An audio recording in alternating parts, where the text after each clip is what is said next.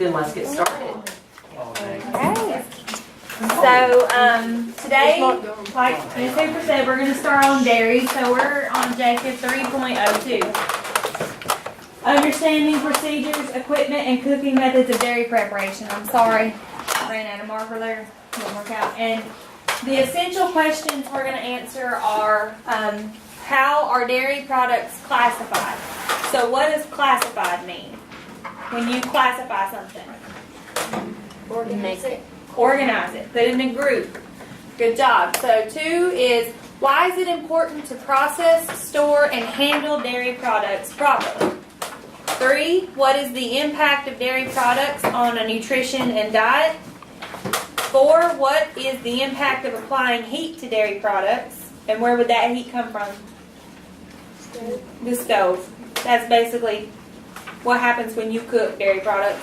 And 5, how should dairy-based food be prepared? Somebody blue bag rubbed over that thing. So, what I'm going to do to start off with is we're going to take a pre-test. And this is nothing important. I mean, it's important, but it's nothing serious. This is just to gauge how much you're starting out knowing about dairy. Is it third grade? No. It is going to go in your notebook grade though. So it does have something on it. But, so on the top, write 3.02A, please. And we'll go over the answers in a minute. Here, Mike.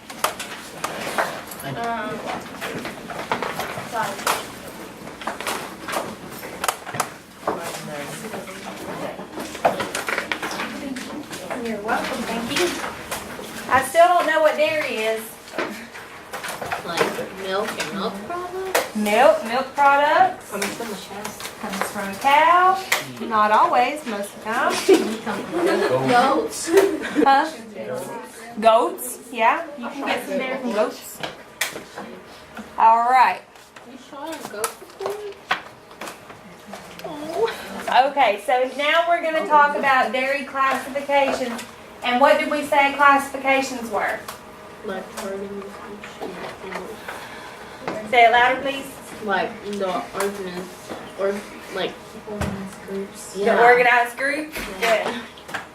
Good job. So the organized groups of...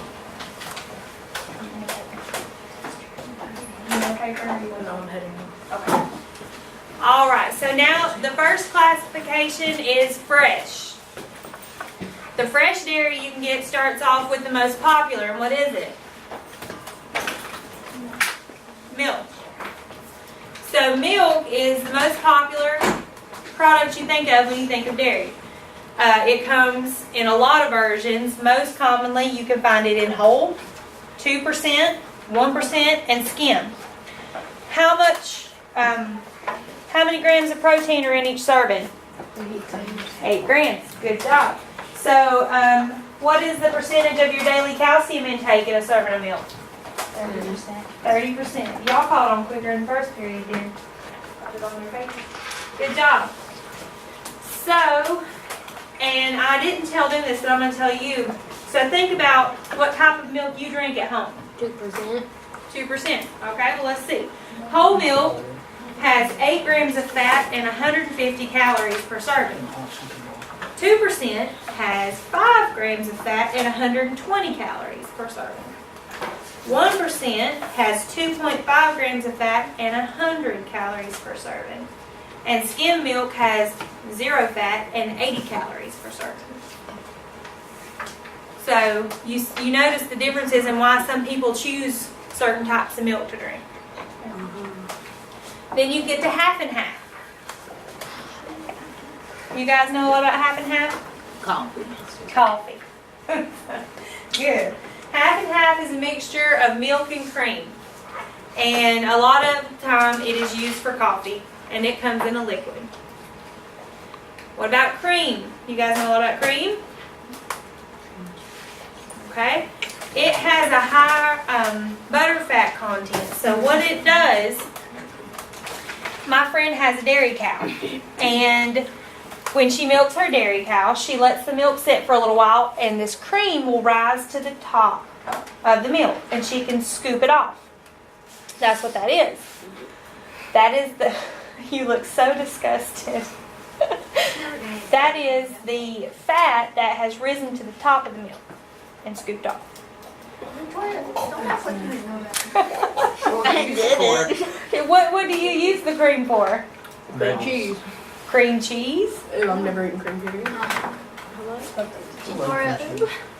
I like cream cheese. Okay. See, if you like cream cheese, don't be so disgusted. You like butter, don't you? Butter. I hate butter. I only like butter on toast. So, whenever you're going through like an industrial processing, to separate those two, they won't let your milk sit and let it rise. They will take a centrifuge. You guys know what a centrifuge is? Yeah. And what it does is spins it around really, really fast. And it'll separate the two. And cream is actually high in saturated fat too.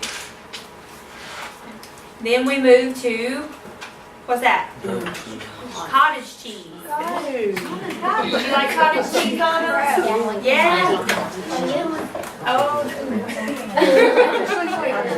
You do. Cottage cheese is really important because it's got a high protein content. So you're looking at like bodybuilders and people on these really high protein diets, like the keto diet. Have you heard of the keto diet? Your mother's on the keto diet. Cottage cheese is a big deal in that because you need to eat a lot of protein.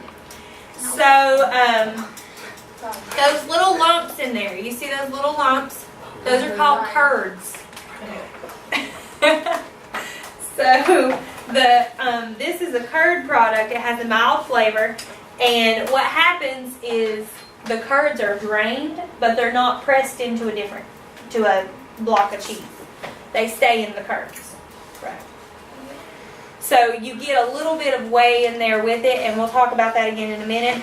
So those curds they can be large, they can be small, they can be fat-free. Just depends. So it has very little fat in it, but high protein. Okay, so then you have, what is that? Cream cheese. Cream cheese. Good job. Cream cheese is a soft, mild tasting fresh cheese, and it's made from what, Victoria? Cream. It's made from milk and cream. And it has a higher fat content, right? What do you guys do with cream cheese? Bagels. Icing. Icing. Right. Good job.